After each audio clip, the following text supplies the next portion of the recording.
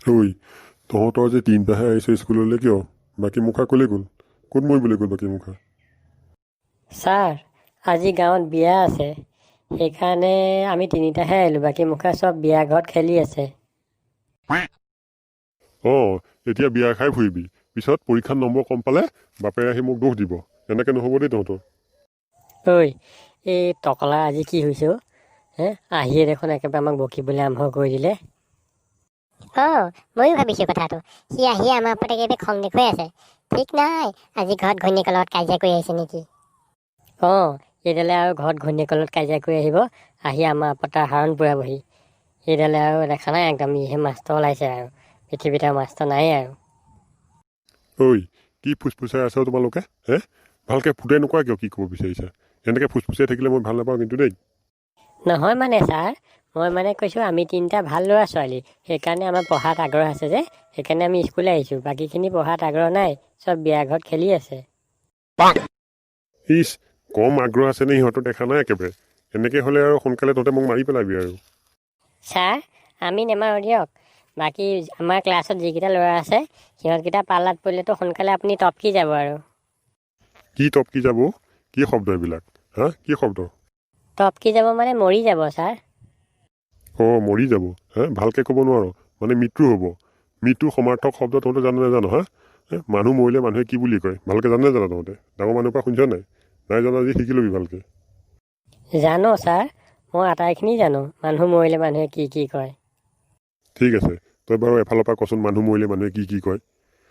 ঠিক আছে ছাৰ, শুনক।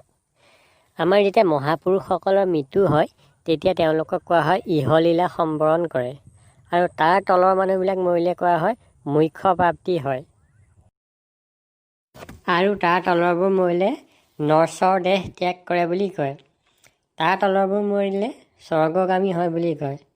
তাৰ তলৰবোৰ মৰিলে আকৌ দেহাৱসান হয় বুলি কয়। তাৰ তলৰবোৰ মৰিলে পৰলোক প্ৰাপ্তি ঘটে বুলি কয়।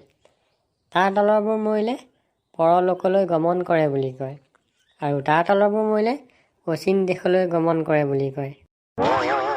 ঐ, তই ক'ত শিকিছ এইবিলাক? ক'ৰ পৰা শিকিছ এইবিলাক? ছাৰ, ময়ো জানো অলপ, মানুহবিলাকে কোৱা শুনো নহয়। ঠিক আছে, তয়ো দুটামান কচোন। ছাৰ, সি কোৱা পিছৰ পৰা মই ক'ম দেই। ঠিক আছে বাৰু, কৈ যাচোন। ছাৰ, যিবোৰ মানুহ মৰিলে অচিন দেশলৈ গমন কৰে বুলি কয়, তাৰ তলৰবোৰ মৰিলে শেষ নিশ্বাস ত্যাগ কৰে বুলি কয়। তাৰ তলৰবোৰ মৰিলে আকৌ ঢুকায়। তাৰ তলৰবোৰ মৃত্যু হয়। আকৌ তাৰ তলৰবোৰৰ আয়ুস শূন্য হয়। তাৰ তলৰবোৰৰ ডেথ হয়, আৰু তাৰ তলৰবোৰ এক্সপায়াৰ হয়। তাৰ তলৰবোৰ মৰে। তাতকৈ তাৰ তলৰবোৰ শিপুৰিলৈ যায়, আৰু তাৰ তলৰবোৰ টপকি যায়, যিটো অথনি আমি আপোনাক কৈছিলোঁ। আৰু তাৰ তলৰবোৰৰ খেলা খতম হয়, আৰু তাৰ তলৰবোৰ চেজ হয়। ছাৰ, ময়ো দুটামান কওঁনে? ক, তইহে বাকী আছ আৰু তইনো কিয় পিছ পৰি ৰবি? কচোন বাৰু তই দুটামান। ছাৰ, ই যে কৈছে যিবোৰ মানুহ মৰিলে চেজ হয় বুলি কয়, তাৰ পিছৰবোৰ মানুহ মৰিলে পৃথিৱীৰ বজা কমে বুলি কয়।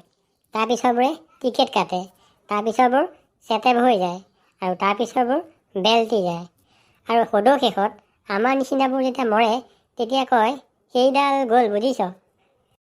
কৃষ্ণ কৃষ্ণ, তহঁতে এইবোৰ ক'ত শিকিছ? মই দেখোন ইমান কথা নাজানোৱেই, তহঁতৰ পৰাহে গম পাইছোঁ। ছাৰ, মই কোৱা নাছিলোঁ জানো আমি পঢ়াত আগ্ৰহ থকা ল'ৰা ছোৱালী বুলি? আপুনিহে বিশ্বাস নকৰে। দেখিলে, আজি আমি তাৰ প্ৰমাণ দি দিলোঁ। ঠিক আছে, হ'ব দে।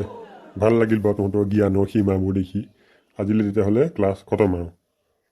Thank you sir.